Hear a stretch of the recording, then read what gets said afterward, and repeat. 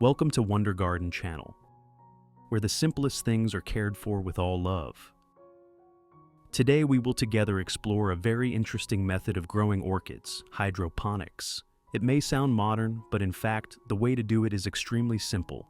Anyone can do it right at home. The special thing is that this method helps the roots always stay moist, but not waterlogged. The leaves grow shiny green, the plant becomes healthier,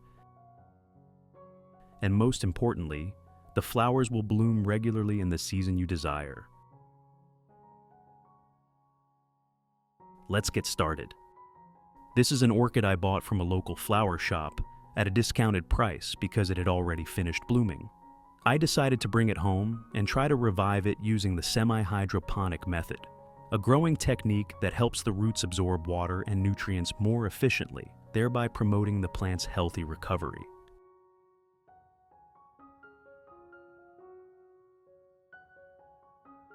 Although the orchid looked quite withered when I bought it, with slightly damaged leaves and no flowers left, I always believed that it still had potential inside, just waiting to be awakened with gentle and proper care. The first step was to remove the plastic wrapping from the pot. As you can see, the plant was potted in sphagnum moss, a medium that retains moisture very well, but if left for too long without being replaced, it becomes the main cause of root rot. And this is exactly what we need to address before transferring the orchid to the semi-hydroponic method.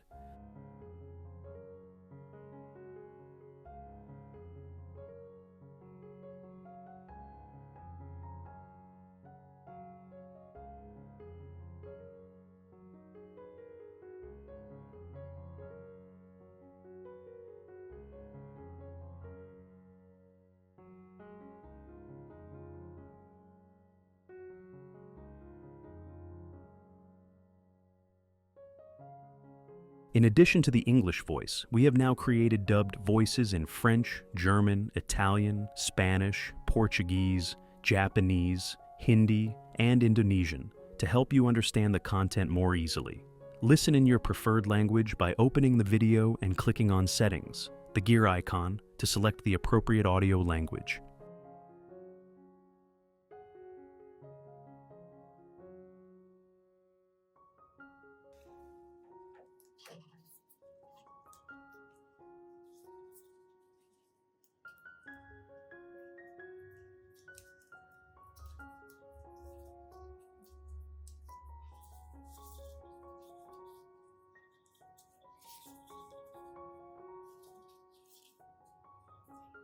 After removing all the old moss, you can clearly see the plant's entire root system. This is an important step for us to assess the orchid's health before moving it to the semi-hydroponic method. At this stage, I take my time to carefully observe each individual root. With sterilized scissors in hand, I gently trim away all the parts that are already rotten, bruised, or no longer capable of absorbing water and nutrients. By removing the damaged roots, we not only protect the plant from the risk of disease spreading, but also give it a cleaner, healthier foundation to grow from. Once all the unhealthy parts are gone, what remains are only the strong and viable roots, usually with a firm texture and a color that ranges from ivory white to fresh green. These are the lifelines of the orchid, the foundation that will sustain it in the coming weeks. Healthy roots are the key to recovery, and with them, the plant is now prepared and better equipped to adapt to its new semi-hydroponic environment. After trimming away all the damaged roots, I rinse the entire orchid thoroughly under clean running water. This step is not only to remove any remaining bits of moss, but it also helps wash away dirt, bacteria, and potential pathogens clinging to the roots. By giving the plant a fresh and clean start, we create the best conditions for it to recover and prepare for the transition into the semi-hydroponic setup. Gently rotate the orchid under the stream of water, allowing it to flow evenly over each root. This helps the roots become clean and well aerated, creating the perfect conditions for them to absorb nutrients more effectively once the plant is transitioned into the semi-hydroponic method. Once the orchid has been thoroughly cleaned, we let it rest for a few hours in a dry, well-ventilated place, away from direct sunlight. To prepare for treating this orchid, I will be using rice. Rice contains a variety of B vitamins, starch, and essential minerals that help nourish and stimulate root development. When extracted, the nutrients from rice create an ideal environment that supports the orchid's quick recovery after its roots have been trimmed and stressed. I use 3 tablespoons of rice like this and place them into a clean glass cup.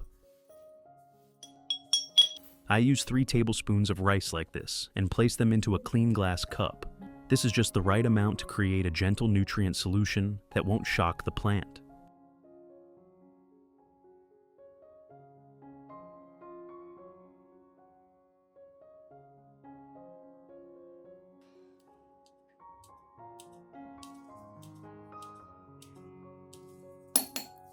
After preparing all the ingredients, I add about 500 milliliters of clean water and blend everything thoroughly into a smooth mixture. This solution doesn't just deliver starch and essential minerals from the rice, but it also carries the natural enzymes, antibacterial properties, and healing nutrients from the aloe vera. When combined, these elements create a nutrient-rich environment that is both gentle and highly effective.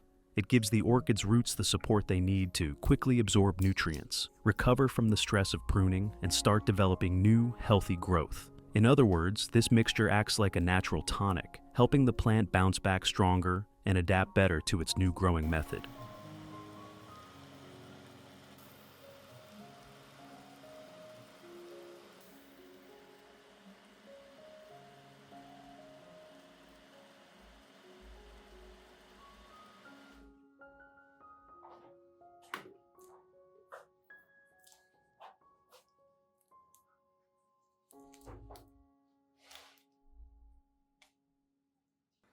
After blending the mixture of rice and aloe vera, I strain it through a thin cloth or a fine mesh sieve to remove all the pulp, keeping only the clear liquid.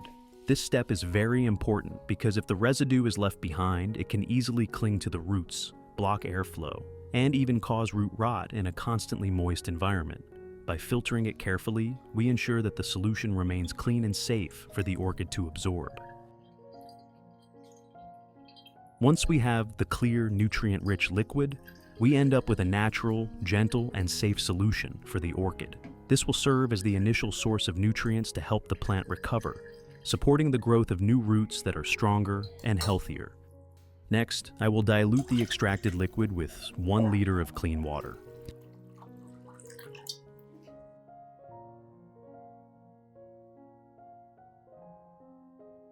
Then, I immerse the orchid's roots in the solution for about 20 minutes. This is the ideal amount of time for the plant to absorb the nutrients without risking root rot.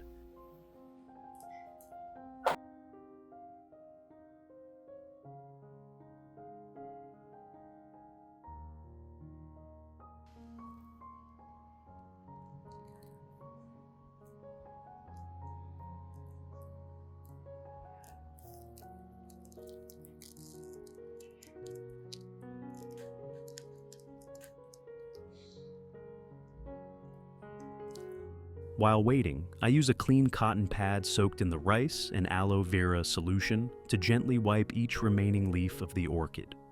Wiping the leaves not only removes dust and dirt from the surface, but also allows them to directly absorb some natural nutrients. This helps enhance photosynthesis, making the leaves greener, shinier, and healthier. When wiping, be sure to move very gently, starting from the base of the leaf and moving toward the tip to avoid bruising.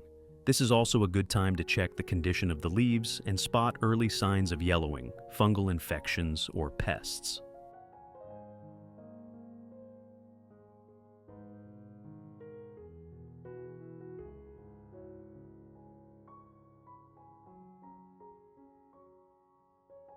I pour the remaining solution into a spray bottle to mist the other orchids in the garden. This is a very convenient way to provide nutrients evenly to all the plants at once. When spraying, make sure to cover the leaves evenly from the base to the tip, including both the upper and lower surfaces, so the plants can absorb the maximum amount of nutrients.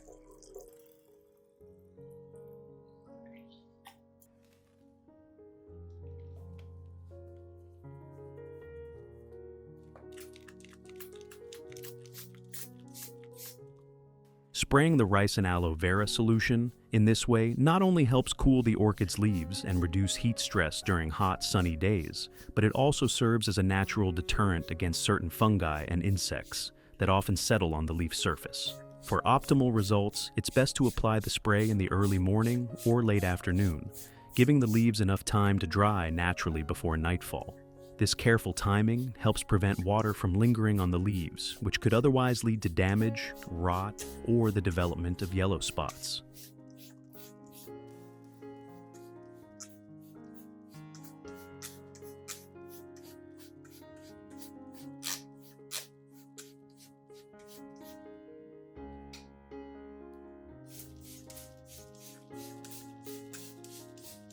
By fully utilizing the nutrient-rich solution, we are able to care not only for the orchid that is in recovery, but also for the other plants in the garden, giving them gentle nourishment and encouraging consistent growth. This approach promotes lush, vibrant foliage and stronger, healthier roots, creating a balanced environment where all the orchids can thrive together.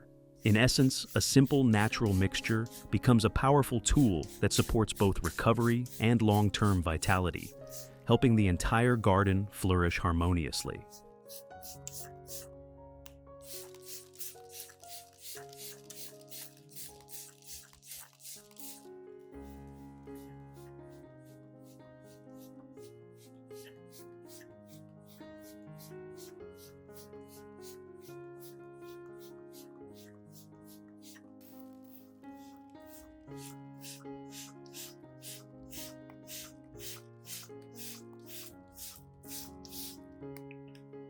I recommend spraying this solution in the early morning or late afternoon, when the sunlight is gentle. If you happen to spray during strong sunlight, wait about 15 minutes and then use a soft cotton pad or clean cloth to dab and remove any remaining water droplets from the leaves.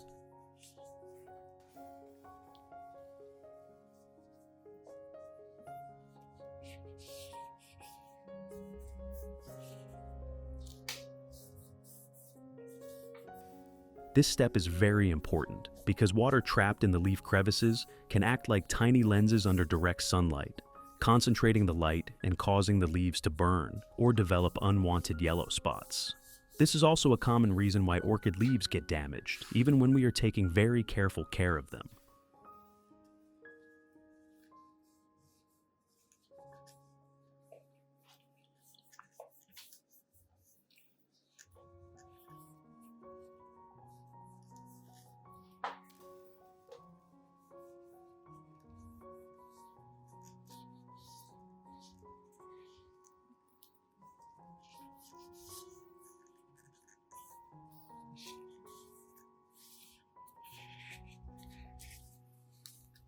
Wiping off the leftover water helps the leaves dry faster, reducing the risk of leaf rot, especially for plants that are weak or just beginning to recover.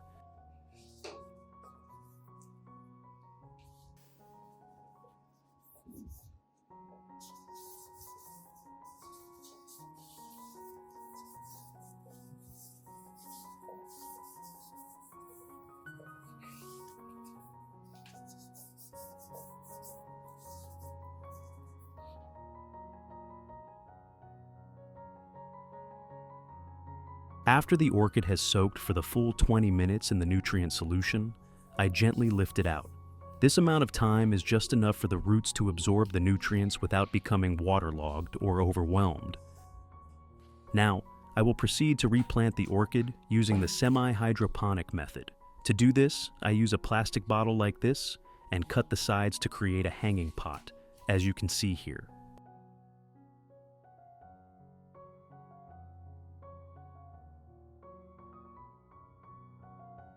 When placing the orchid into the semi-hydroponic container, arrange the roots so they spread out evenly, avoiding any bending or crowding in one spot. Then, I add clean water to the bottom of the bottle, keeping the water level just touching the tips of the roots. This allows the plant to naturally reach for water, while encouraging the growth of new, healthy roots. This technique allows the roots to come into direct contact with water and nutrients, giving the plant better access to what it needs for faster growth. The method also helps reduce pests in the growing medium and keeps the environment clean, making it especially suitable for orchids that are recovering or have just had their roots pruned. When growing orchids semi-hydroponically, it's important to provide nutrients carefully. Misting the leaves is best, as the plant absorbs nutrients directly without overloading the roots, helping it recover faster. Adding fertilizer to the water can raise concentrations too high, risking root burn, rot, or stunted growth, especially for young, sensitive roots. Finally, place or hang the orchid in a spot with indirect light, allowing the plant to acclimate until its root system becomes stable. Results. The results are truly impressive. You can see the new pristine white roots gradually appearing all around the base of the plant, stretching down toward the water.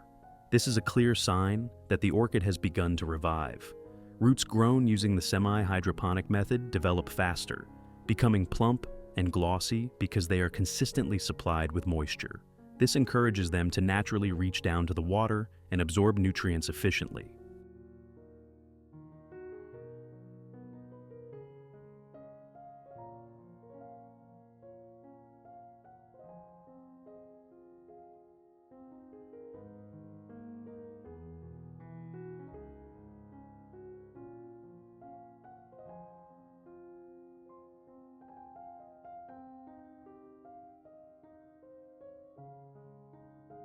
As the root system grows strong, the plant becomes more stable, and its photosynthesis and metabolism are activated, resulting in deep green, glossy leaves and overall internal health.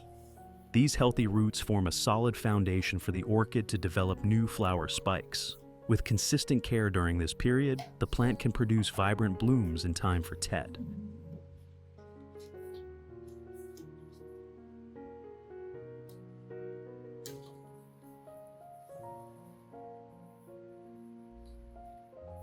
If you want to see your orchid roots grow strong and beautiful like this, try applying the semi-hydroponic method to the orchids in your garden.